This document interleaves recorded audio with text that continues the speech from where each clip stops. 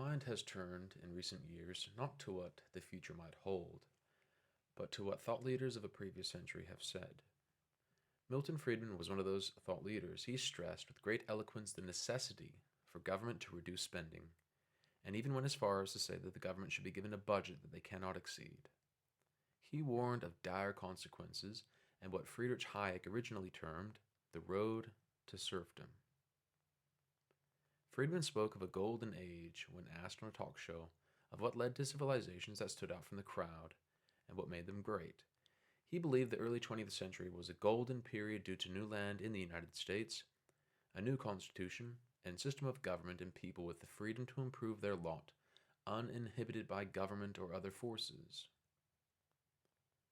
He was not shy to declare his concern that the freedom enjoyed by the people in the United States was in jeopardy if the government was not put in check. Speaking of the normal condition of man, Friedman said, "It is true that the normal condition of man is misery and tyranny. We've escaped. We've been extraordinarily fortunate to escape into an island of freedom and prosperity. If we do not maintain that island of freedom and prosperity, if we do not maintain the essential features of the society which made that freedom and prosperity possible, there isn't a wide range of alternatives. We go to misery and tyranny, to the normal state of mankind." These words were spoken in 1970. And what has been the result? This is the picture of federal spending as a percentage of GDP. In dollar amounts, the federal budget figures I have are $272.7 billion in 1956 and $3.65 trillion in 2018. Now, these figures may not seem too alarming, but there's more to the story here. Milton Friedman made the point. Keep your eye on one thing and one thing only. How much government is spending, because that's the true tax. If you're not paying for it in the form of explicit taxes, you are paying for it indirectly in the form of inflation or in the form of borrowing. The thing you should keep your eye on is what government spends, and the real problem is to hold down government spending as a fraction of our income. And if you do that, you can stop worrying about the debt.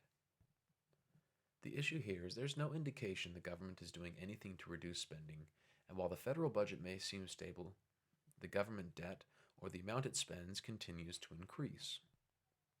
Another issue outlined by the Cato Institute is what are called off-balance sheet liabilities, which do not show up in standard debt measures.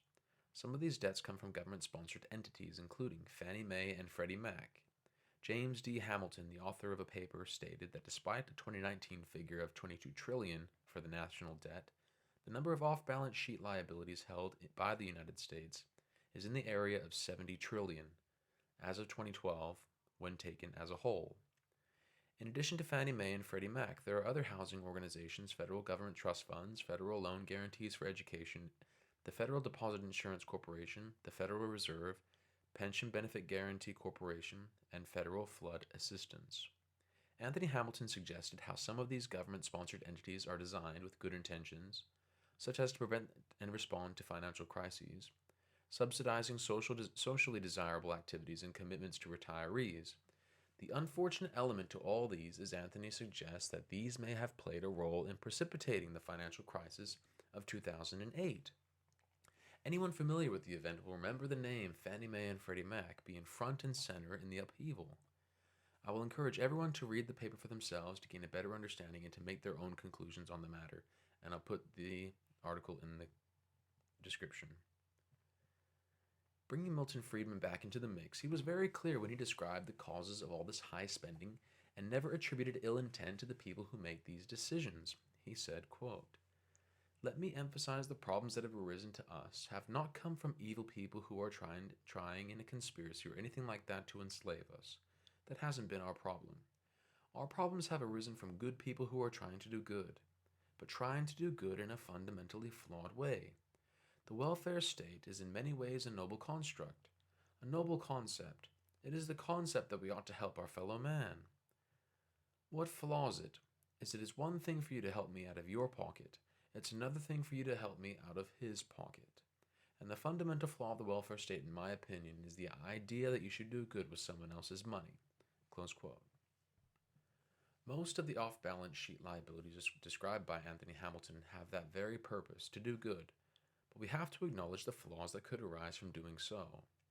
I don't want to attribute blame or to make this another dividing factor between political parties, but on some commentary on Anthony Hamilton's paper, Philip Swagel provided some insight. Quote, "This algorithm results from my observation that the largest state-level fiscal imbalances are in so-called blue states, those controlled by governors and legislatures aligned with the Democratic Party.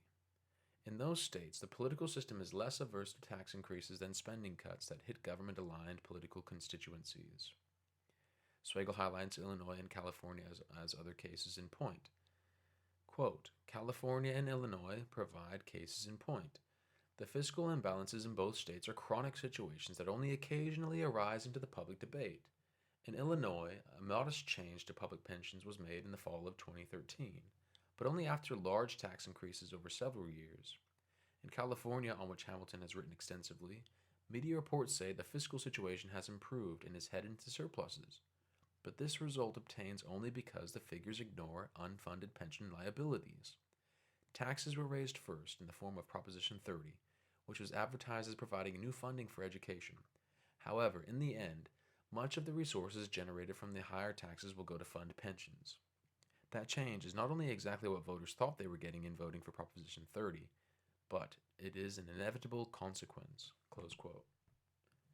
He goes on to say how these liabilities end up affecting the wider community by tax increases and slow cuts to state government spending, which leads to cuts to education, leading to high student-to-teacher ratios and early release of prisoners into the community due to budget cuts. The position of the Democrats might be that all our problems will be solved by simply throwing more money around. Their faith in government may lead to these cases of fiscal irresponsibility. I think it is important to keep in mind what Milton Friedman expressed on numerous occasions: that there are good people with good intentions that don't always see the error in what they are doing.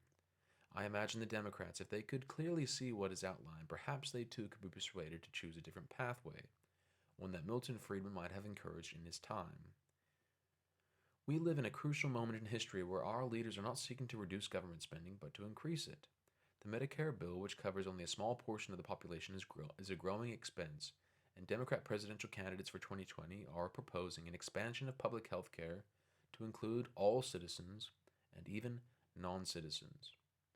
We need to remember that just because something seems noble, it doesn't necessarily mean it will have the desired effect. Let us consider for a moment the impact of debt and all its sources, what we can do about it, and get educated about the best pathway forward. We need a more robust debate on the role of government, government-sponsored entities, and unsustainable government programs. Let us pursue a course with a sense of urgency to avoid the road to serfdom.